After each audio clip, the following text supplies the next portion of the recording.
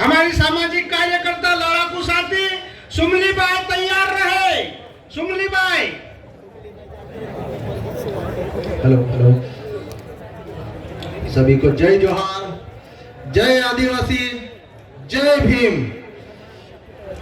सबसे पहले मैं इस पवित्र धरा को प्रणाम करता हूँ, नमन करता हूँ और यहाँ उपस्थित आदिवासी समाज के हजारों हमारे क्रांतिकारियों को जय जोहार, जय आदिवासी कहता हूँ।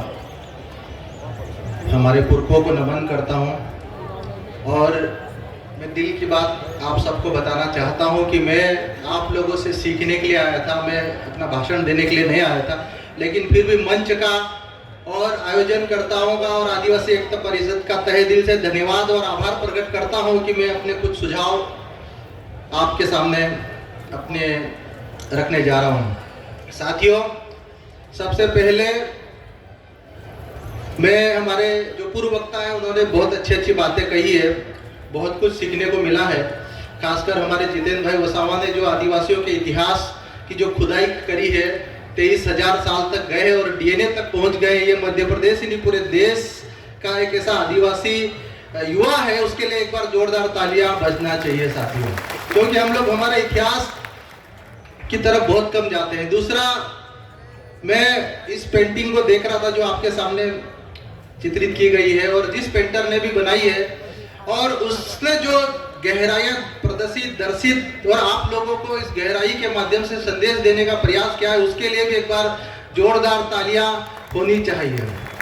तीसरा, इस सांस्कृतिक एकता महासम्मेलन के माध्यम से पूरे मध्य प्रदेश ही नहीं पूरे देश के आदिवासियों को एक सूत्र में बांधने का जो पिछले 33 सालों से किया गया है और न जाने कितने अनगिनत प्रयास किए, और उस प्रयास के नतीजे का एक फल है कि हम आज एक दूसरे से मिल रहे हैं, देख रहे हैं। इस उनके लिए भी एक बार जोरदार तालियां हो जाना चाहिए। मैं सबके नाम न लेते हुए मैं सम्मानित मंच से शुरू करते हुए अपनी बात कहना चाहता हूँ।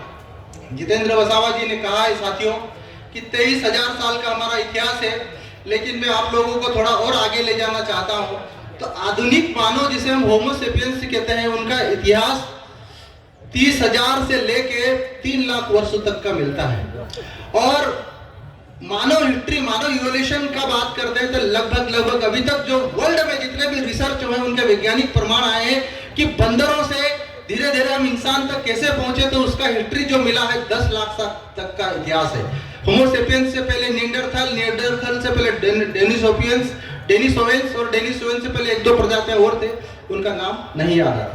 साथ ही एक और बात, मेरा कहने का मतलब यह है, इसी बीच में कई बड़े वैज्ञानिक हुए, डार्विन, उन्होंने सिद्धांत दिया कि जो जातियां संघर्ष करेगी वो इस देश और दुनिया में सरवाइव करेगी। जो जातियां अपने आप को इस देश, दुनिया और वातावरण के हिसाब से अडॉप्ट करेगी, अनुकूलित करेगी, वही सरवाइव करेंगे। पर जो नहीं बदलेंगे अपने आप को, वो धीरे धीरे खत्म हो जाएंगे। ये हमारे ऊपर भी लागू होता है। हम जल जंगल जमीन की लड़ाई लड़ रहे हैं। हमारे पुरखे बिरसा मुंडा, टेंटिया भील, वीर गुंडाधुर, सिद्धू कानू, चांद भैरो, न जाने अंग्रेजों के समय से आंदोलन कर रहे हैं, संघर्ष कर रहे हैं, लेकिन नतीजों की बात करें तो हम नतीजों पे नहीं पहुंच पा रहे। जिस पेंटर ने पेंटिंग बनाई वहां पे बहुत अच्छी बातें लिखी है। Constitution, judiciary, executive and legislator. आज इस देश के इस डेमोक्रेसी में बात करते हैं तो कार्यपालिका, न्यायपालिका और विधायिका, जहां पर हम लड़ सकते हैं, जहां पर हम अपनी बातें मनवा सकते हैं, जहां पर अपने कानून बनवा सकते हैं, वहां पर हमारी भागीदारी दिखावे की तो है, लेकिन हकीकत में जीरो है। आज न्यायपालिका में देखेंगे तो हाई कोर्ट, सुप्रीम कोर्ट में एक भी आदिवासी जज नहीं मिलेगा। आज अपन नीचे जाए, कार्यपालिका में देखेंगे, वहां पे हमारे सुप्रीम आदिवासी नहीं मिलेंगे। और मैं यही कहना चाह रहा हूं, मूल बात यही है साथियों कि जो ज्यादा ताकतवर होगा वही इस देश और दुनिया पे सत्ता करेगा, शासन करेगा। और आज हमारा आदिवासी, आप देख रहे हैं इस चित्र में, देखिए एक तरफ अरावली, बीच में मां नर्मदा, दूसरी तरफ सतपुड़ा के जंगल, और तीनों खतरे में है। और खतरे में है तो जिम्मेदार सिर्फ आप हम नहीं, हमारा इस पूरा समाज भी जिम्मेदार है।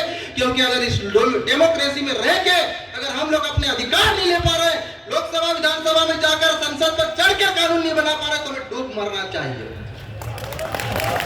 क्योंकि अगर डेमोक्रेसी को हम मानते हैं, फॉलो करते हैं, तो लड़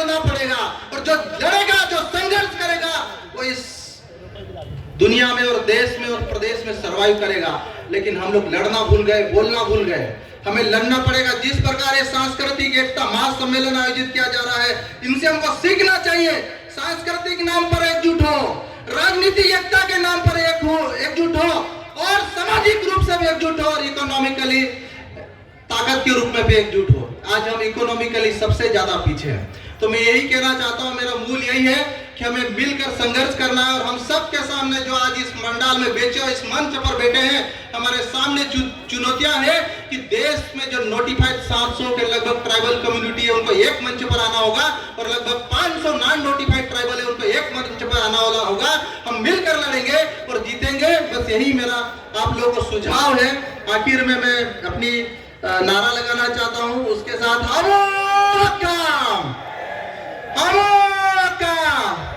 एक तीर एक कमान, एक तीर एक कमान।